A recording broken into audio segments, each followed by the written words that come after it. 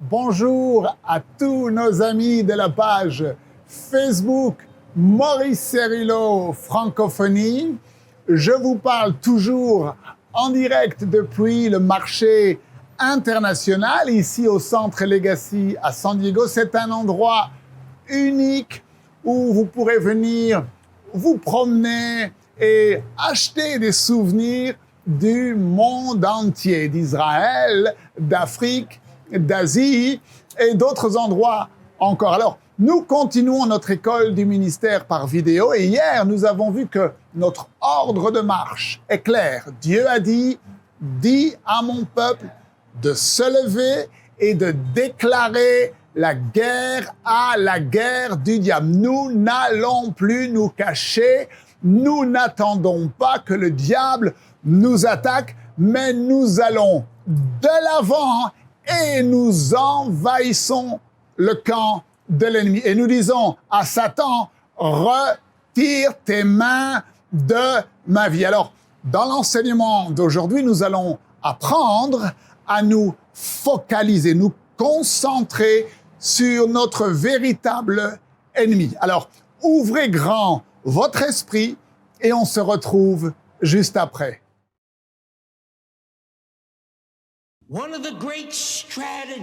L'une des grandes stratégies de l'ennemi est de vous remuer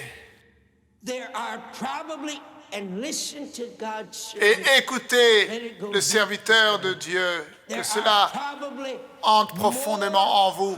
Il y a probablement davantage de chrétiens qui ont changé leur position au cours des 18 derniers mois que peut-être au cours des dernières 50 années.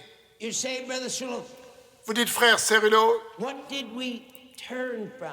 de quoi nous sommes-nous détournés? Nous nous sommes détournés d'un esprit d'agressivité et avons embrassé un esprit de défense. Nous nous sommes détournés d'un esprit d'attaque et avons embrassé un esprit de défense.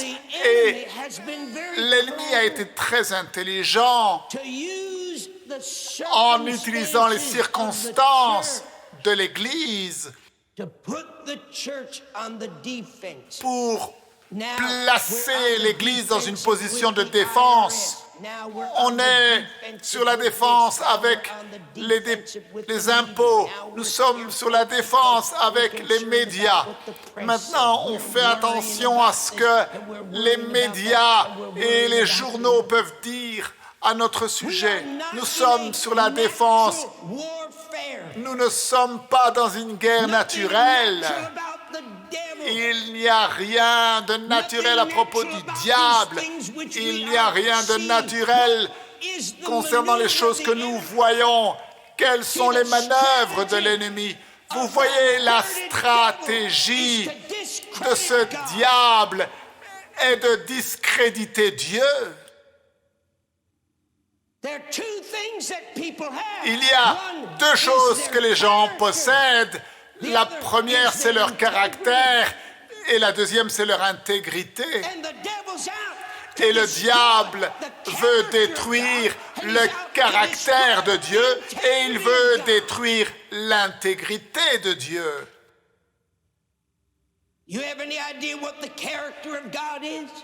Avez-vous la moindre idée de ce qu'est le caractère de Dieu? Le caractère de Dieu, c'est l'amour. Vous savez ce que le diable aime dire? Il dit, oh, si Dieu est un Dieu d'amour, alors pourquoi est-ce que ton enfant est malade? Il aime dire, oh, si Dieu est un Dieu d'amour, alors pourquoi un tel est en chaise roulante? Il essaye de faire une seule chose, c'est attaquer le caractère de Dieu. Il veut utiliser le monde et les circonstances de l'Église pour attaquer le caractère de Dieu.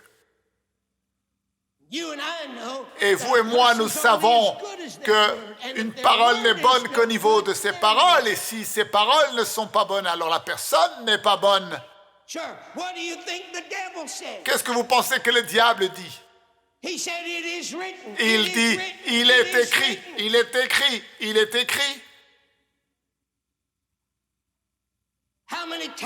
Combien de fois le diable n'est-il pas venu à vous pour attaquer la parole de Dieu? Et il vous dit, si cette parole était vraie, alors pourquoi est-ce que tu as perdu ton travail? Tu as donné $100 pour l'œuvre de Dieu et maintenant tu ne peux même pas payer la réparation de ta voiture. Est-ce que vous voulez que le frère Cerullo vous parle de la réalité ou est-ce que vous voulez que je flotte dans les nuages et que je parle de choses spirituelles là en l'air qui ne vous aideront pas lorsque vous quitterez cet endroit?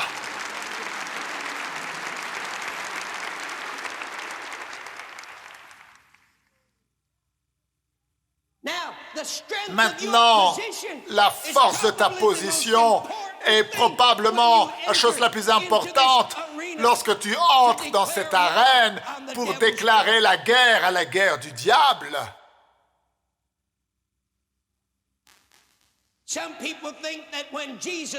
Il y a des gens qui pensent que lorsque Jésus-Christ est allé dans le désert, il est allé dans le désert pour être tenté par le diable. Non, non, pas du tout. Nous allons parler de cela dans quelques instants. Jésus est allé dans le désert pour se préparer lui-même pour le ministère que Dieu l'avait appelé, où il irait et chasserait les démons et guérirait les malades et ressusciterait les morts. Il est allé dans la prière et le jeûne pour se préparer. Que pensez-vous que le diable, pour quelle raison il était là? Il l'a tenté, il l'a mis à l'épreuve. Mais j'ai une nouvelle pour toi, mon frère. Il n'y avait aucune surprise et aucune attaque surprise pour Jésus. Le diable n'a pas été dans le désert pour tenter Jésus par surprise, parce que Jésus était prêt. Il était prêt.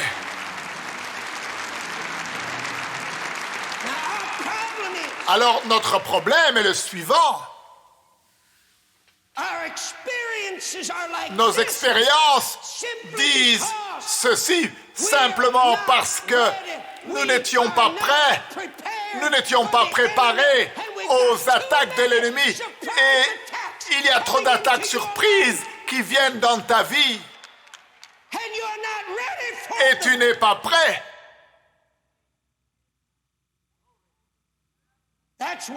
Voilà pourquoi tu as ce genre d'expérience dans ta vie.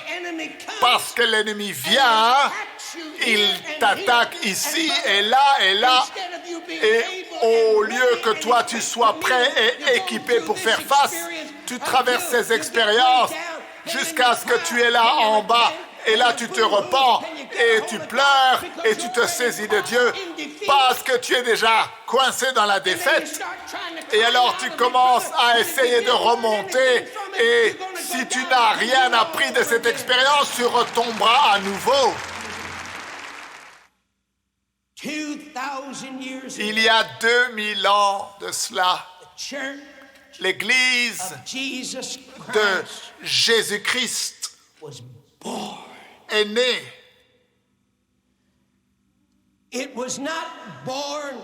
Elle n'est pas née anémiée.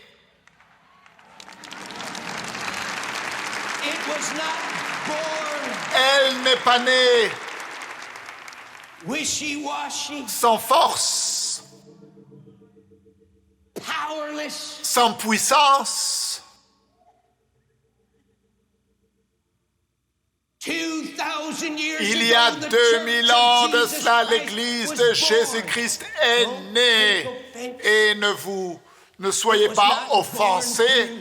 mais elle n'est pas née à travers la dénomination.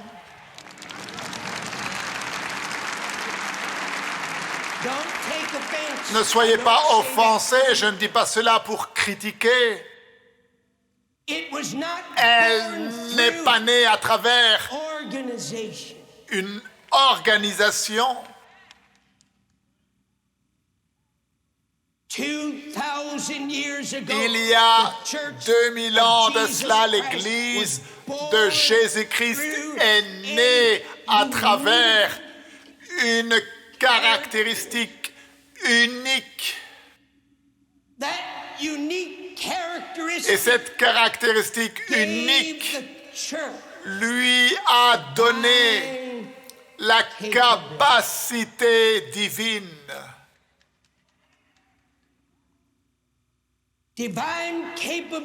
Une capacité divine. Saviez-vous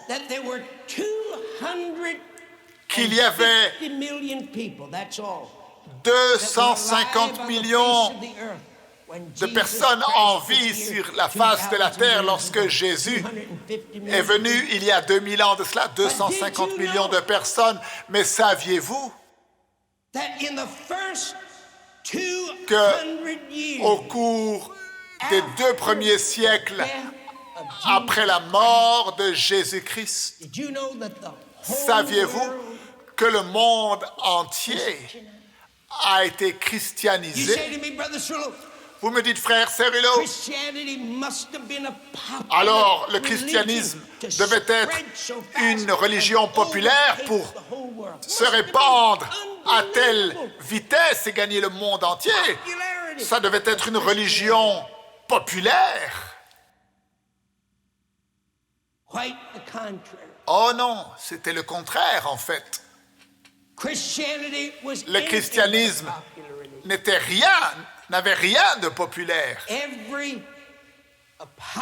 En fait, chaque apôtre, sauf un, sont morts d'une mort de martyr. Les chrétiens étaient brûlés vifs, ébouillantés dans l'huile, donnés en pâture aux lions, crucifiés sur les croix, mis à mort par dizaines de milliers. Mais il n'a pas fallu longtemps avant que cet ingrédient unique qui a donné naissance à l'Église primitive prenne le dessus sur l'Empire romain et a fait que les dirigeants et les empereurs ploient le genou devant la croix de Jésus.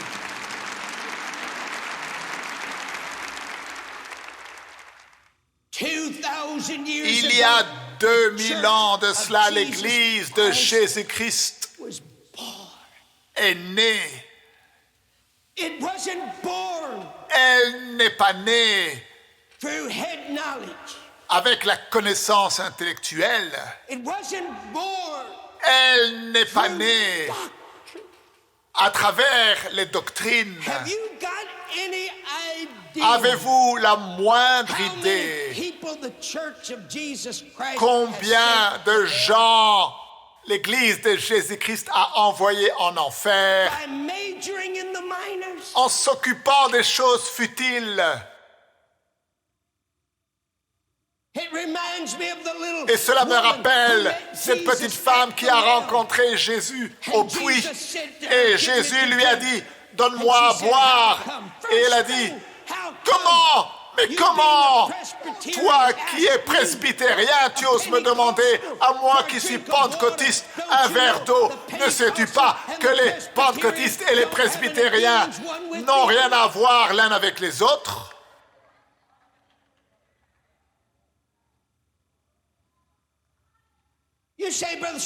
Vous dites, frère Cerullo, je n'ai jamais lu ça dans ma Bible. Eh bien, retourne à la maison et va lire.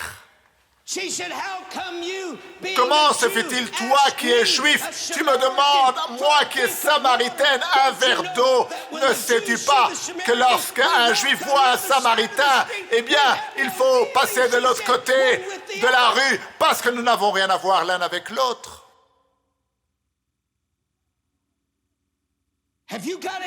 Avez-vous la moindre idée combien de gens nous avons envoyés en enfer parce que un prédicateur a prêché ce message en disant qu'il n'y aurait pas d'enlèvement, ou il faut que tu agisses de telle façon? Non, le baptême c'est quelques gouttes. Non, ne dis pas ces paroles, mais dis plutôt ces paroles-là. Et nous sommes attachés, liés.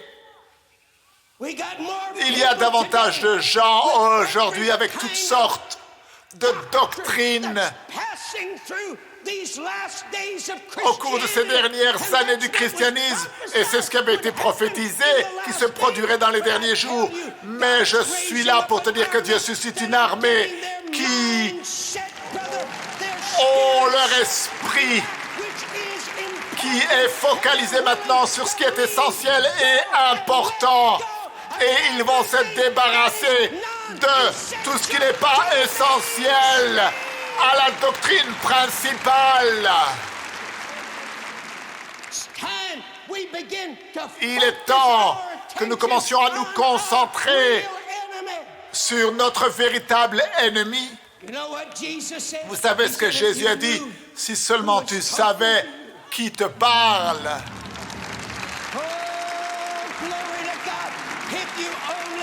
Si seulement tu savais qui te parle. Mon frère, si seulement nous pouvions voir Dieu, et Dieu prie ces choses pour nous aujourd'hui. Il m'a dit, Fils, je veux que mon peuple ait ma vision et se débarrasse de leur propre petite vision.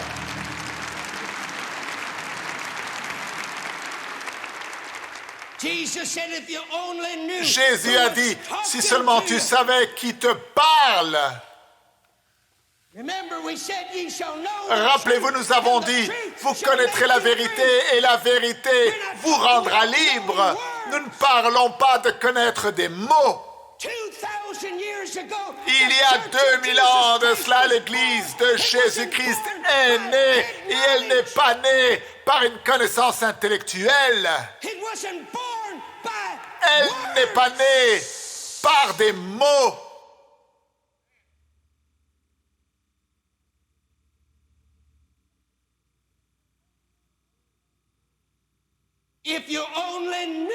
Si tu savais seulement qui te parlait, tu connaîtras la vérité. Pas des mots, mais Jésus. Si seulement tu savais qui je suis, parce que je dis, mais qui je suis, qui je suis. Si tu avais la moindre idée de qui se tient ici et qui te regarde, n'est-ce pas étrange? Il y a 2000 ans de cela, ils n'avaient aucune des technologies que nous avons aujourd'hui. N'est-ce pas étrange? Ils n'avaient pas de télévision, ils n'avaient pas de radio, ils n'avaient pas de voiture, ils n'avaient pas d'avion, mais ils ont atteint le monde. Écoutez, écoutez, Jésus a dit à la femme, si seulement tu savais. Aurait-il pu, et nous allons marcher et entrer dans un domaine Et nous sommes déjà dedans. Of confrontation. Où il va y avoir une confrontation With the enemy. Avec l'ennemi.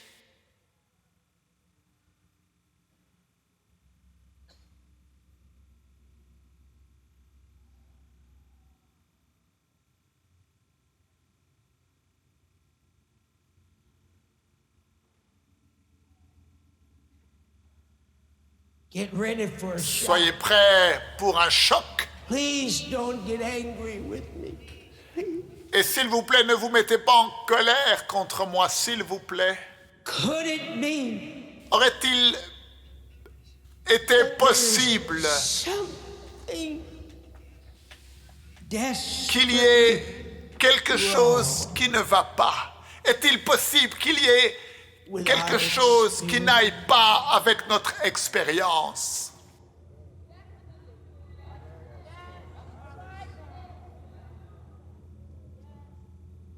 Could it be? Est-ce possible?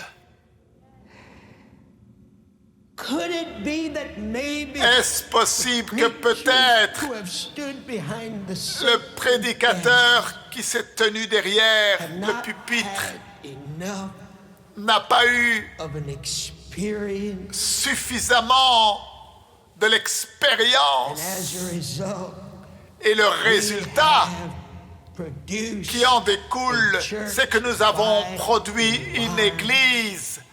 I'm not talking about everybody, but by Et je ne parle pas de tout le monde, mais je parle d'une majorité de personnes qui ont besoin d'une nouvelle expérience.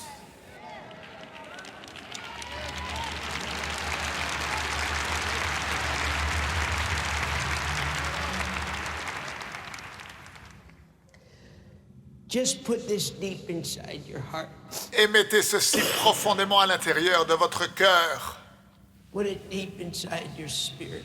Mettez ceci profondément à l'intérieur de votre esprit. God never Dieu used anyone. n'a jamais utilisé Now, qui que please, ce soit. don't get angry with me when I make S'il vous plaît, ne vous mettez pas en colère lorsque je fais ces déclarations, ces révélations, et y compris Jésus.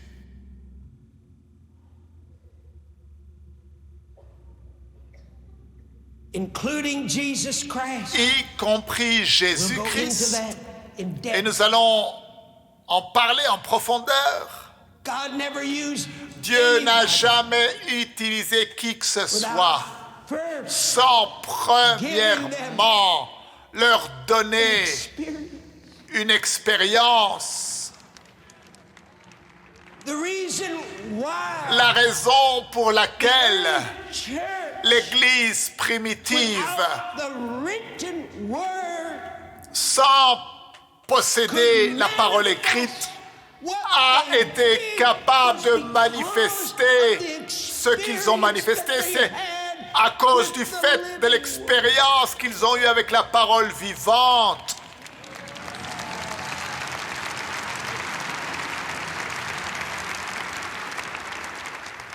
He said, if you only knew. Il a dit, si seulement tu savais, si seulement tu connaissais, If you si seulement tu savais qui te parle et connaissais celui qui te parle, you'll know vous the truth. connaisserez la vérité, pas des mots. I am the way. Je suis le chemin, la vérité et la vérité et la vie. Tu connaîtras le je suis. God never used Moses. Dieu n'a jamais utilisé Moïse sans premièrement lui donner une expérience. He appeared to him. Il lui est apparu. God never used Dieu n'a jamais utilisé Abraham, Elijah, Élie, Daniel. Daniel. Could stand here and talk to Et you je pourrais me tenir about ici et these vous one parler by one, by de the ces hour, personnages pendant des heures, showing you how vous God montrant came comment to them and Dieu first est venu à eux et leur a donné en premier une expérience. Avant que Dieu n'envoie Jésus pour avoir une confrontation avec le diable, il lui a premièrement, lui le Fils de Dieu, il lui a donné une expérience.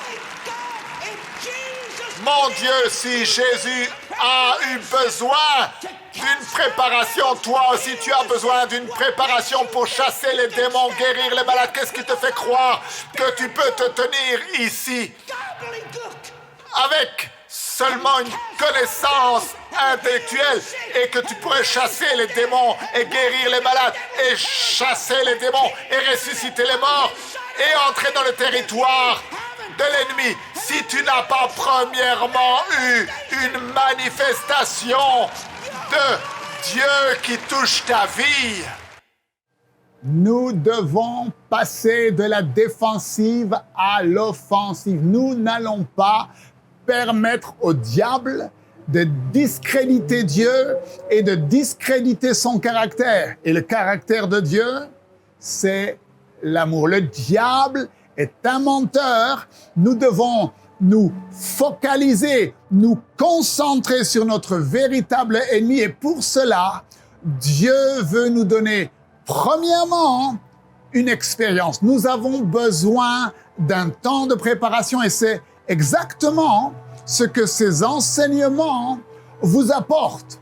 Vous êtes dans un voyage spirituel extraordinaire qui changera votre vie pour toujours. Alors, à demain, ne manquez surtout pas la suite de ces enseignements. Merci de partager avec tous vos amis la page Facebook Maurice Cerullo Francophonie et que Dieu vous bénisse. N'oubliez pas, la francophonie appartient à Jésus. À très bientôt pour un prochain enseignement avec le Dr Cerullo. La francophonie appartient à Jésus. Pour toute information, rendez-vous sur www.mcwe.fr.